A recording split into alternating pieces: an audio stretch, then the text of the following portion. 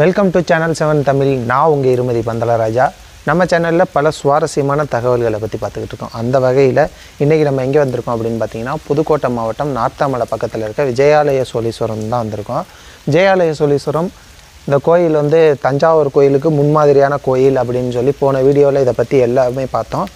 இப்போ நம்ம என்ன பார்க்க போகிறோம்னா, அந்த கோயிலுக்கு ஆப்போசிட்லேயே பாண்டியர்கள் குடைவரை கோயில் ஒன்று இருக்குது.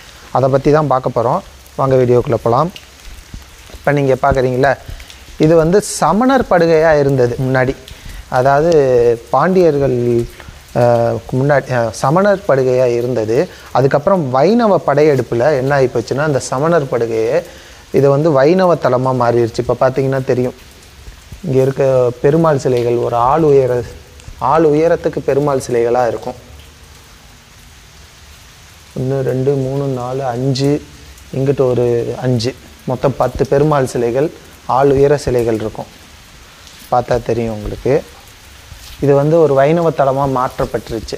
ஆனால் ஆக்சுவலாக பார்த்தீங்கன்னா இது வந்து ஒரு சமணர் படுகை. இதற்கு வந்து பாண்டிய மன்னன் வந்து நெய்காப்பு கொடுத்ததா ஒரு வரலாறு இருக்குது. கீழே கல்வெட்டும் இருக்குது. இதை பார்த்தீங்கன்னா இந்த கோயிலை சுற்றி பார்த்தீங்கன்னா வச்சுக்கங்களேன்,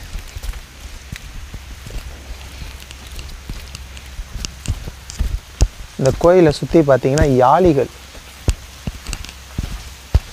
யாளிகளாக இருக்கும்.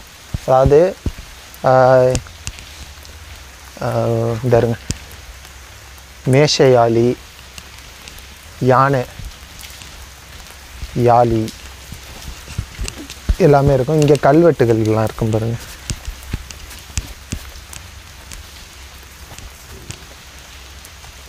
இதில் எழுதியிருக்கு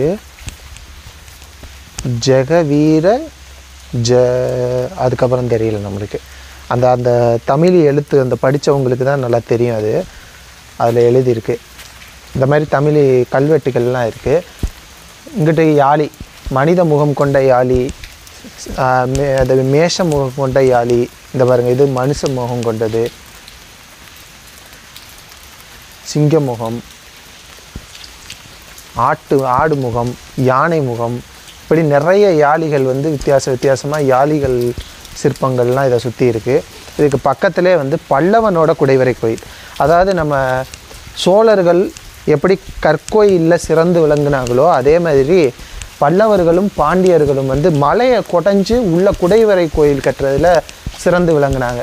இப்போ இவங்க பாருங்கள், பல்லவர்களோட இது பாருங்கள், இவங்க வந்து யாழி வைக்கல, இந்த அது என்ன டான்ஸ் ஆடுவோம்ல அந்த பொம்மைகள் ஃபுல்லாக இந்த மனிதர்கள், இசைக்கலைஞர்களோட சிற்பங்கள் எல்லாமே, நடன கலைஞர்களோட சிற்பங்கள்லாம் வச்சுருக்காங்க.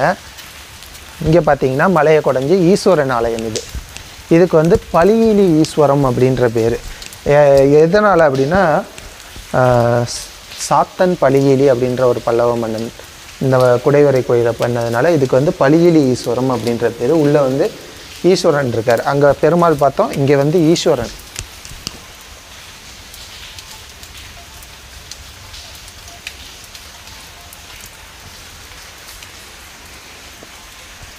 நந்தி. இப்படி வந்து இந்த விஜயாலய சோழீஸ்வரம் இந்த இடம் வந்தீங்கன்னா வச்சுங்களேன், ரொம்ப அமைதியான சூழ்நிலையில் ஒரு அருமையான சூழ்நிலையில் அமைஞ்சிருக்கு.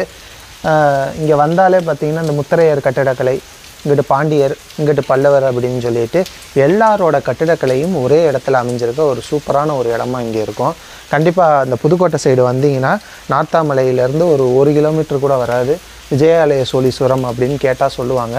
வந்து இங்கே அமைதியான ஒரு சூழ்நிலை அமைஞ்சிருக்கு. இந்த கோயிலை எல்லாம் தரிசிச்சுட்டு போங்க, எல்லாம் நல்லதே நடக்கும் அப்படின்னு சொல்லிட்டு மேலும் ஒரு நல்ல வீடியோவில் உங்களை வந்து சந்திக்கிறேன். அதுவரை உங்களிடமிருந்து விடைபெறுவது உங்கள் இருமதி பந்தலராஜா. நன்றி, வணக்கம்.